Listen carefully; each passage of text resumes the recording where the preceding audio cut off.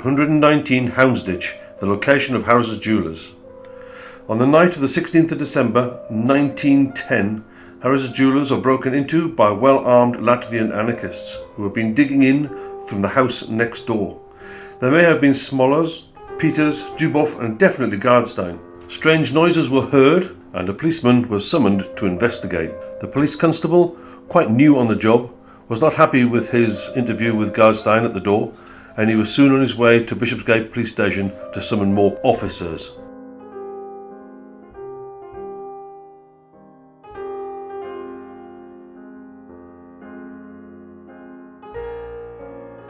Around the back of Houndsditch was Exchange Buildings, and soon filled up with several policemen. Sergeant Bentley, Sergeant Bryant and PC Woodhams knocked on the door, which was opened within by Gardstein, and they asked to enter the building to make sure everything was okay. This they did, with Bentley going in first. They were met by a hail of bullets. Bentley was killed, Bryant and Woodhams were wounded, and the gang escaped into the road still firing.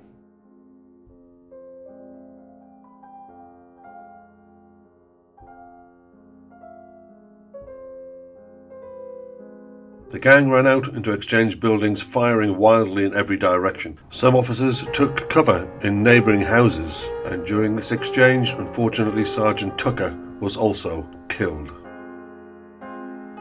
Constable Choate grabbed Gardstein by the wrist and tried to restrain him. Gardstein shot him twice in the left leg. While they were struggling, the other gang members ran up and shot Choate another 5 times. Still, Choate wouldn't let go, and at this point, a bullet fired by one of the anarchists hit Gardstein in the back, mortally wounding him. The gang then made off towards Cutler Street.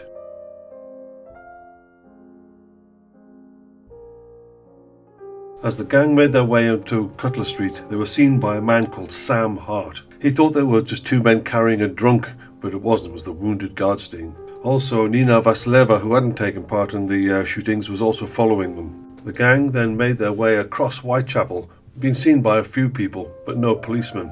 No one had any idea what had happened. They made it all the way over, eventually, to number 59 Grove Street, and it was there that Gardstein was put to bed with a loaded pistol under his pillow, and was looked after by Lubo Milstein and Sarah Trzaskowski.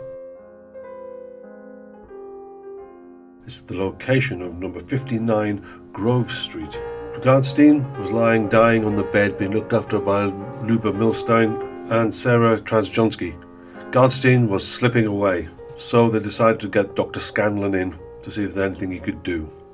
There wasn't. He soon died. The police got involved. When Detective Inspector Wensley entered the building, he saw Sarah Trzaskowski burning documents. Another event that occurred that may be anarchist related was the murder of Leon Beron on Clapham Common on New Year's Eve 1910 by a man called Steiny Morrison. Beron had an S carved into his face, which could have stood for spy. This is Osborne Street, Whitechapel. Steiny Morrison would meet Leon Beron at the Warsaw restaurant. On the night of Beron's murder, they met and eventually went over to Clapham Common from here. There's various testimonies by cabmen, and also the testimony of the Snellwar family who owned the Warsaw restaurant would help put Morrison behind bars. This is the junction between Newark Street and Sidney Street. On those late nights of December 1910, you would have seen Detective Inspector Wensley and his men searching for the murderers of Houndsditch, Peters, Svars, Solokov, etc. Also, around this time, you would have seen Leon Beron in the company of Steiny Morrison. As Morrison lived down here, he lodged with an elderly couple. The anarchists had safe houses around this area, one in Lindley Street and another one in Sidney Street, the location of which the police would soon become aware of. Also, there was the Anarchist Club, the very famous Anarchist Club, which was in Jubilee Street.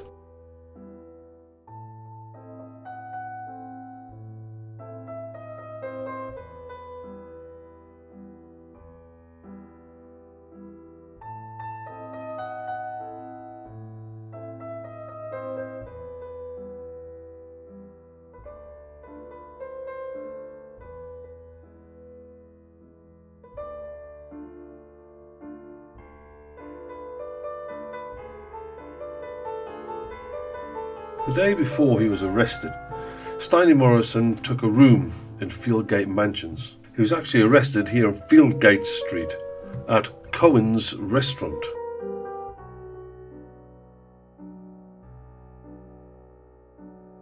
Fieldgate Mansions had only been completed since 1906, or a very, very new tenement block that had replaced old slum dwellings from the 18th and 19th centuries.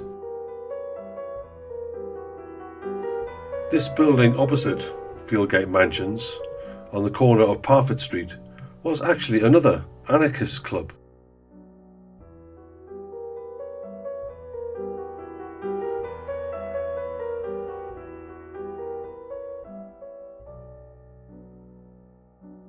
Just round the corner from Fieldgate Street and the next street along from Parfitt Street is Settles Street. This is where Sarah Trzaskowski lived. She was the partner of Peter the Painter, who was the architect of the Houndsditch raid which turned into the Houndsditch murders. She was the one who was found burning the documents when the body of Gardstein was found by the Metropolitan Police. One of the older anarchist club in the East End was the Berners Street Club. Berners Street was famous, of course, for the Jack the Ripper murder of Elizabeth Stride, right next to the club in Dutfield's Yard, but it was a hub of anarchist activity in the late 19th century.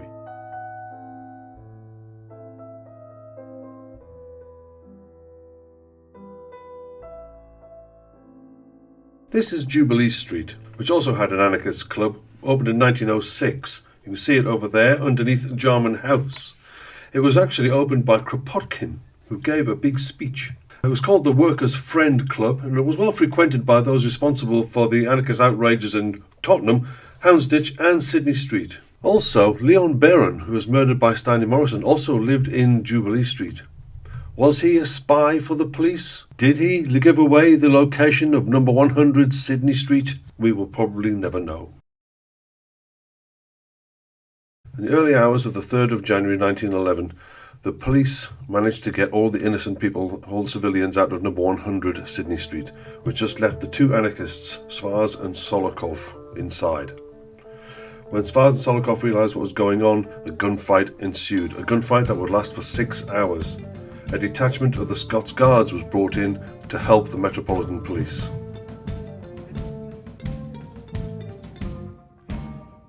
Street in the Jubilee clubs, it's where we used to meet. We used to listen to Kropotkin speak, it was a special treat. Hey!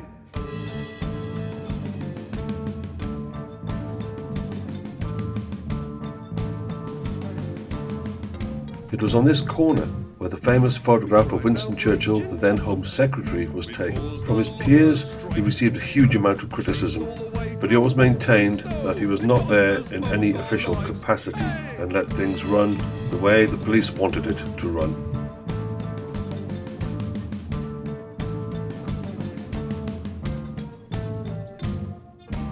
Harris's jewels was our next little job. Burglars all well led. Something went wrong, we shot a way out, left 3 policemen dead. Hey!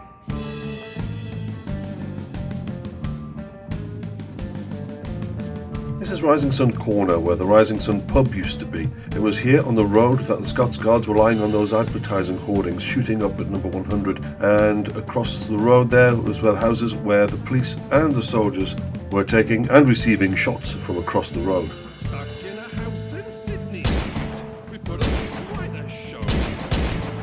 One lucky shot set the house alight, what a way to go. Hey! The siege finally ended when the building caught fire. Both Svars and Solokov were dead. The final victim of the Siege of Sidney Street was Charles Pearson, a fireman who died when the building collapsed on him.